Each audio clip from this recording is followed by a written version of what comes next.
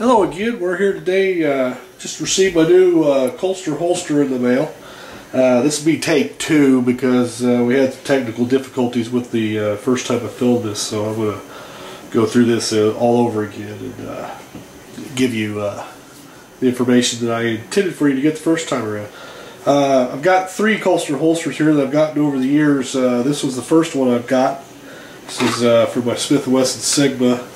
You can tell it's pretty well worn, has plenty of mileage on it. Had that one for about two and a half years. The second one I got's only probably about a year and a half old. This is for one of my 1911s. Obviously not near as much wear. The other side of it, the other part of the story is generally only wear these in the winter with the 1911s. The Sigmas I wear during the summer, so tend to be in a little more warm weather and get a little sweat on them and stuff. The newest one today is for this Beretta PX4.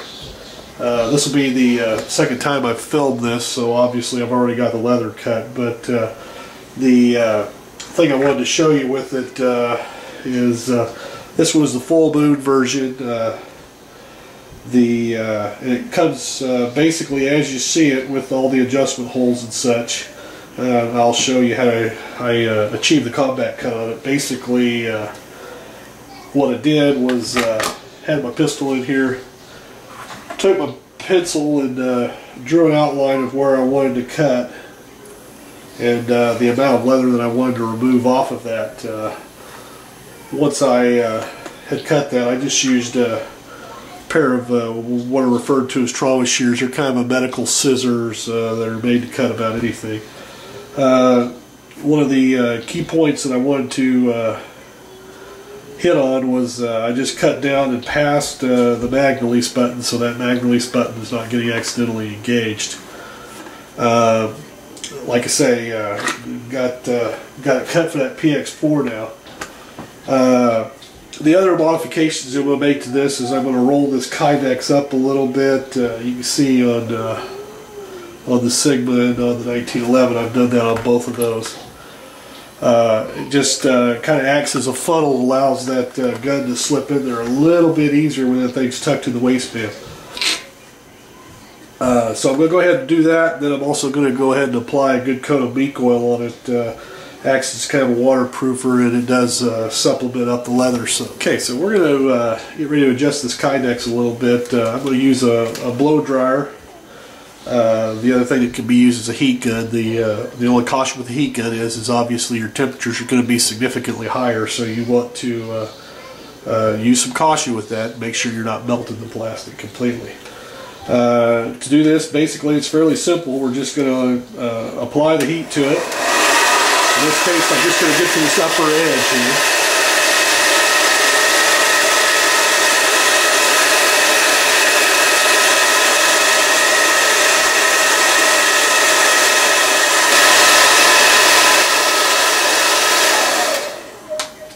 Set that aside. Like I say, we're just barely going to roll that edge over a little bit. And what we do is we just want to hold it until until the Kydex starts to cool down. Once it starts to cool down, then it's just simply a matter of letting it go. But while that Kydex is still warm, it'll be flexible enough to continue to mold itself back. So you want to keep it formed in whatever shape you want until that is cooled down. And that is cooled down now. One thing we will do is we will go ahead and just check how our retention is, and see we've loosened up quite a bit from what we're originally at. So what we're going to do is we're going to adjust that by putting some heat on this trigger guard here and apply a little pressure.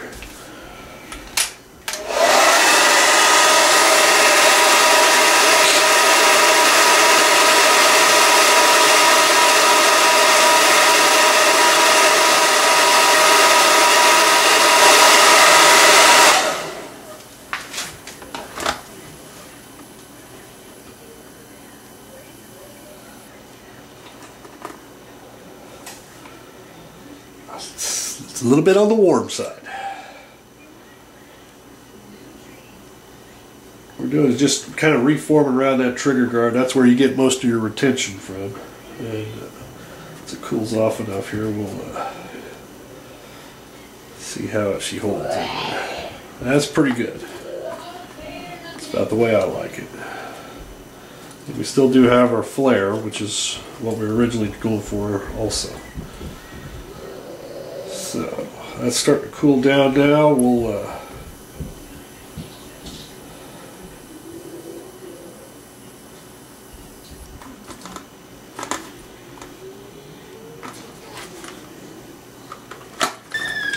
that's pretty good. I'll call that satisfactory for now. It may need some adjustment later on.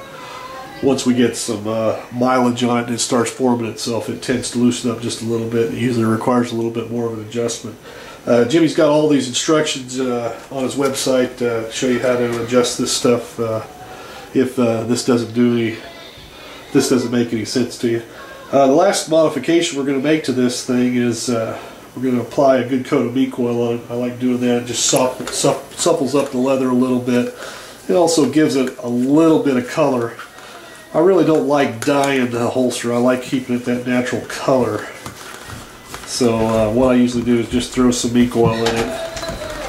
Okay, so once we've got a good coat of meat oil applied to this whole holster, that'll be kind of the end of our modifications.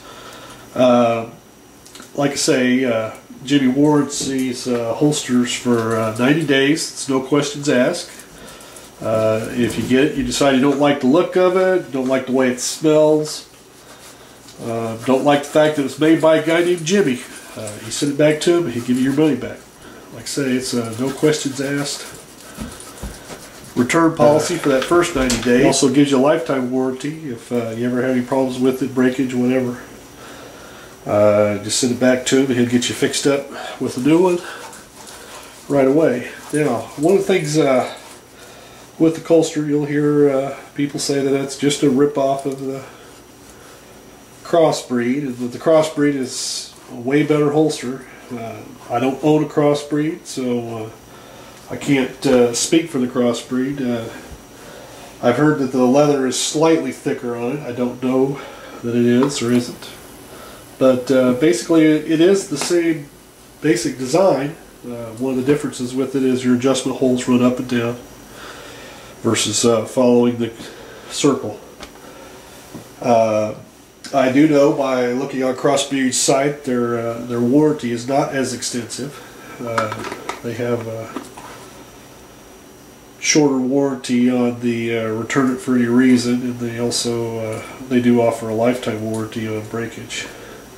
Okay, that's kind of pretty much completes the modifications we're going to make to it. Jimmy will warranty this even after I've gone and cut it up and added stuff to it and fiddle around with it.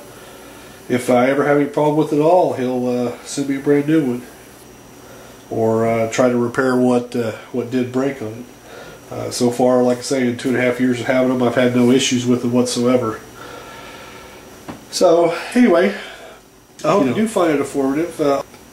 You've got the information, do what you want with it. I encourage you to check out both their websites. Like I say, this is my new Kholster for the Beretta PX4. I think it is one of the newer ones that Jimmy has. And if you live in the St. Louis area, I know that if you have something that he doesn't have a holster for, you give him a call up and he'll have you come by and you make one for your gun right at his place. He does offer some discounts for folks that live in the St. Louis area also. So anyway, hope you find this informative. Have a good day. We'll talk to you later.